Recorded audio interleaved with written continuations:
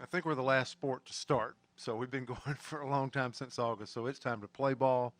I'm excited to get this season started with our players, coaches, fans, the whole 9 yards. So, Coach Prothrow, Eastern Kentucky, been preparing for them this week and thinking about those guys coming down.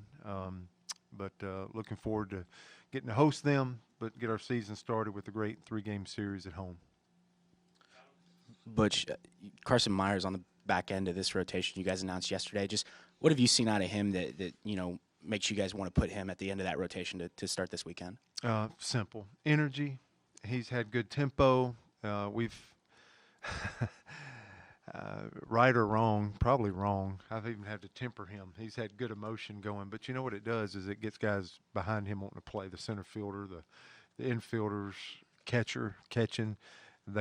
He's kind of earned that right of that energy guy. And I always think about game 3 after you've played 2 games and you're coming out for a 3rd game. I always thought Sundays or game 3s were about toughness and trying to keep your mind going into a 3rd day, and you kind of want somebody to bring that energy that's fresh.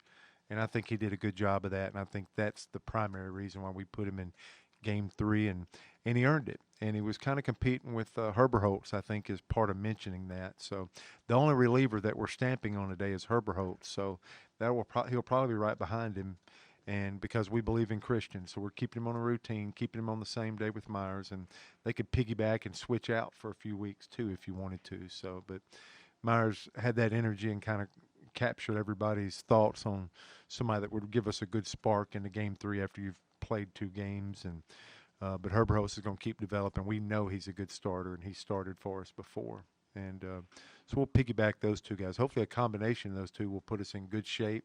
Maybe if you've used some pin the first 2 days. So you almost have 2 starters that are scheduled to be slated there for Sunday, but Myers will definitely get the first opportunity to throw the first inning. Butch, last year you kind of had those situations that were kind of set up with Tanner going behind certain guys. How much of this early season is figuring out maybe those first couple of days and who fits with who and maybe how those things are going to work? Yeah, I think that's the biggest challenge when you say you have a new pitching coach, right? Whether it's Tim Hudson or Steve Smith or Darren Schoenrock or now Everett Tieford, is getting just that rhythm of how you work together. And the 80% of the innings returning, we talked about, like, man, that we probably have more depth. We have more pieces. And sometimes that can become confusing if you don't have a good plan. So who can really pitch off one another? Who's the best after Allsup stuff if it's set? What's the best to come behind him? And same thing with Joseph. You got the sinker baller, and then Myers a lefty. What plays the best? What are the best combinations? Not just, the best pitchers, but who plays best off of one another? Do we have that figured out? We'll definitely go out with a plan to start this season, this weekend, but yeah, I think you'll see some changes there. The confusing piece that I mentioned is because, man, you got what I love is you have a Tanner Bauman that's low slot left. You got a Armstrong that's low slot righty that have pitched before. Bauman in his 2nd year, so trustworthy of a player and a person. Armstrong has pitched for us a ton. And then you got some power righties. I can't wait to see Cannon back in that spot. And also Cam Tilley. So you feel like you got 4 guys, and then you got the long guys like a Crotchfelt that had started this time last year, is a lefty out of the pen. So all these pieces plus many more, I think we'll get to see them. Our health has been great. I give Tieford some credit for that. He's got to figure out some strategies. Instead of leading 100 minor leaguers through every level, he's got to get into the minutia of one team, one pitching staff, and how can I coach a pitching staff to be competitive and get the result that you want at the end of the game. So he's done a great job with our health. So everybody's ready. It gives us a lot of options. But now I'm like, how do we get down and what options are we going to use this first weekend? That was some of our conversation today, because ultimately we'll have to see, like, what I'm still waiting to see. Can this rotation, whether, it's the 4 guys that we've mentioned, or can they be competitive against what you would think is the top third of our league? Can that be a rotation that matches one of our best pitching staffs in our league? And we'll probably have to wait a little bit, but this will give us a glimpse if we feel like we can front end and pitch up front to match our league. But I do feel good about our depth. I think I'm real interested on who we bring in when and how we use people this first weekend. I guess on that health point, You mentioned Joseph just a bit there. He's in that Saturday slot. I guess where do you feel like he's at, kind of entering the first weekend of the season? Maybe what do you want to see from him in his first start back? Yeah, and Joseph will be great. Um, so health is number one. I just want to see him throw healthy innings. Number two, it has been since opening day last year since he's pitched a real game. You can simulate, you can play outside competition, you can squad till the cows come home. I still think there's different when there's a real game and a real uniform playing. It's gotten better each of his outings this preseason, I guess, but I don't think he's midseason form. I don't think the sinker's quite where we want it to be, set, being able to move the ball to both halves of the plate. He's got a four-seamer that's been going pretty good. The slider, I still don't think's down out of the hand or as sharp or following a path when stuff's really set. So some patience, probably, what I would temper our fans and people watching that's not with us every day is I think he'll keep getting better. Joseph is a diesel engine.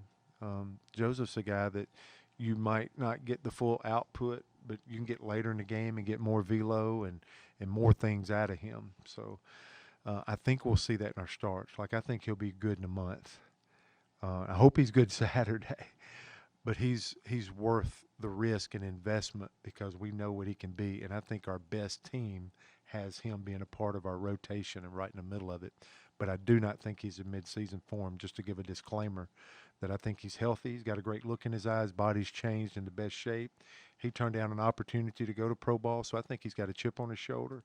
I think he's really wanting to get back on the mound. But I think he's got to pitch some and lay some tracks in real competition before he can get as sharp as he was before. So I think he's got a little work to do there. And hopefully he's ahead of my estimation going into Saturday. But I do want to give that disclaimer because I feel like it's going to take him a couple of games to get back to where he was at. And then I think he's been so resilient and healthy with his sides that I think there's another gear that we haven't seen out of him. But I think that'll be a little bit more down the road.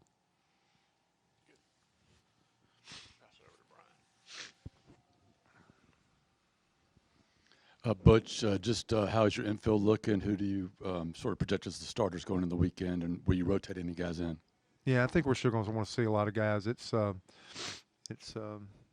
deep enough to where we feel like, once we roll starting lineup out there tomorrow, there's still more pieces that we want to see. McMurray looks like he's ready to go. We'll try to start him all 3 games at first base, I think, this weekend. If not, then, he's still coming off of a procedure from the fall, but we've been kind of protecting him, and we think he's ready to go out and do his job. Second base, you got a Hernandez, a Caden Green. You really just – the other 3 spots, you just need to talk about a ton of people. It seems like Weiss has probably got the lead to where I've seen Gabe and Carl kind of set Weiss more consistently every day at shortstop. So I think he's ready to play that position.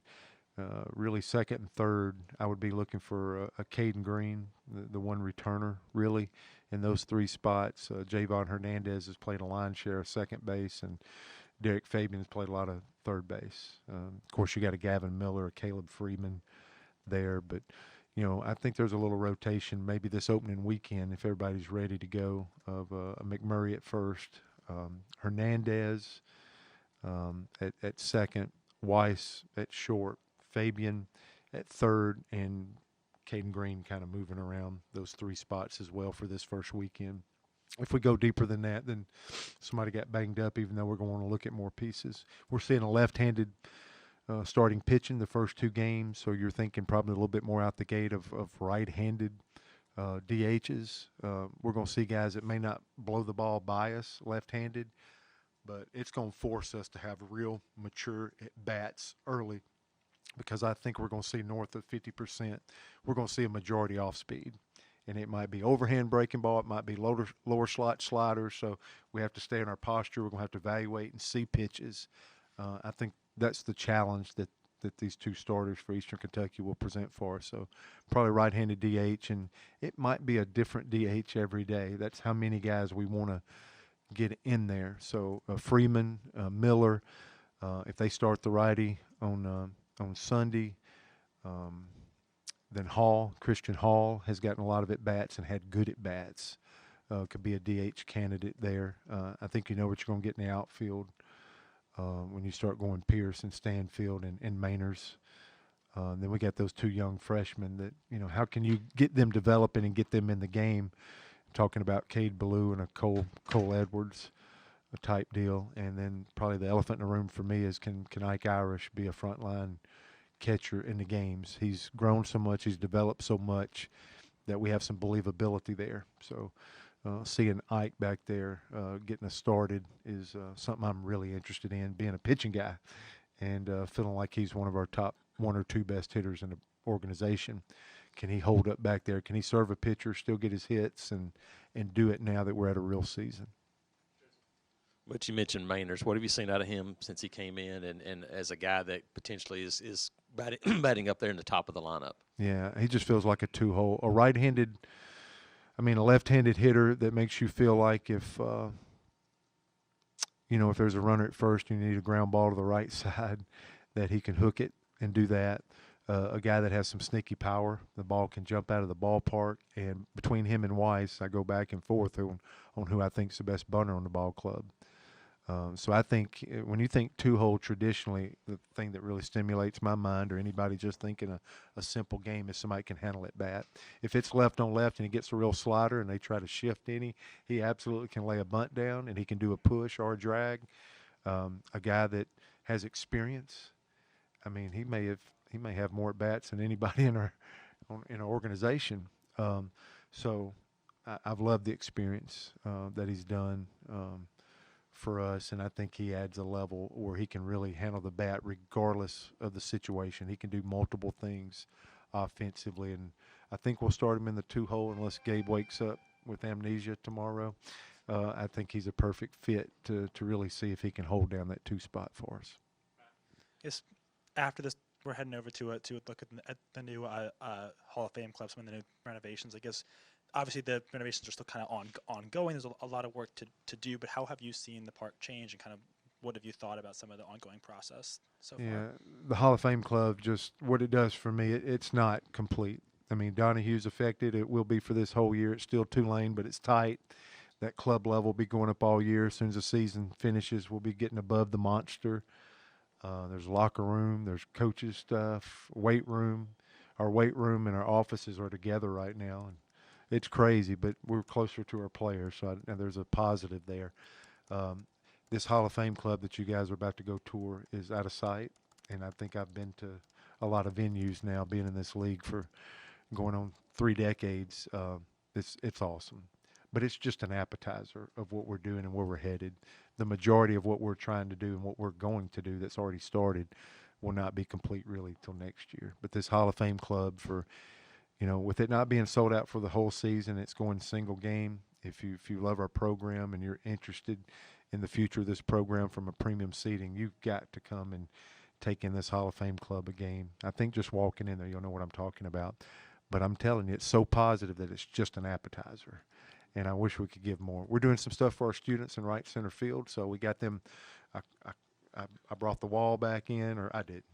These awesome people closed the wall back up, but we've elevated our students into 2 rows. We got them close to the visitors' bullpen, like it's everywhere else in our league. So we continue to tip our hat and let our students know how powerful they are. I think we can see how powerful they are for basketball and football and a lot of our other sports.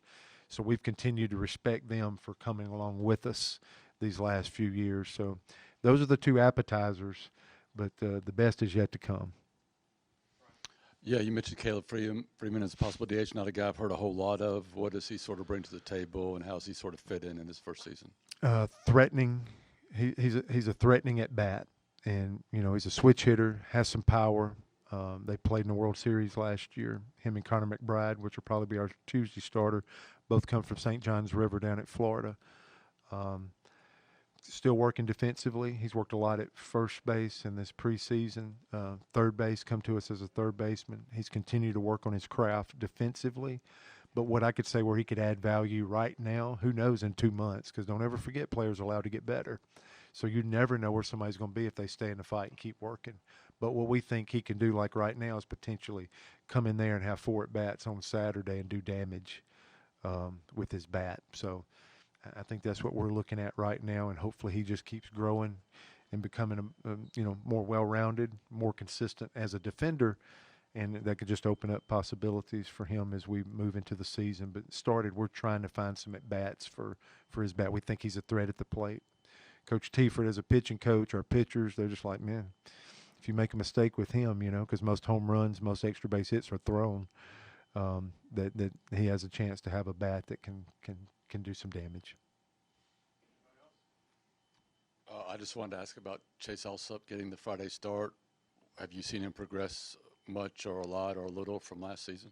Yeah, I just think he's more efficient. And I really think at the end of the year he really started finding himself. So for the first year as a freshman, kind of that normal trajectory, strong, big arm, and just on a learning curve, adjusting to the SEC. I thought the second half last year he gave us some good quality starts. The biggest challenge to me, if I was sitting in a room with him and having that one-on-one meeting, is efficiency, just like Tanner Burns, just like Mason Barnett. He's in the line of that type guy. And I think his efficiency is what earned him this first spot. So we didn't give him this. He absolutely became more efficient in his innings pitched, and I really wanted to carry into the season because him with efficiency and not being behind in the count, and I would say the pitch that I've seen the most that's landing now is that fastball to his glove side, away from a righty, into a lefty. And when a pitcher can locate a fastball to his glove side, that just syncs up, times up a delivery. Those are telling you good things. Pitchers take off when they command a ball, have authority over it, especially to their glove side. And he's starting to show that. And with some efficiency like he's showing, he absolutely vaulted to, like, we need to give him a shot to throw opening day.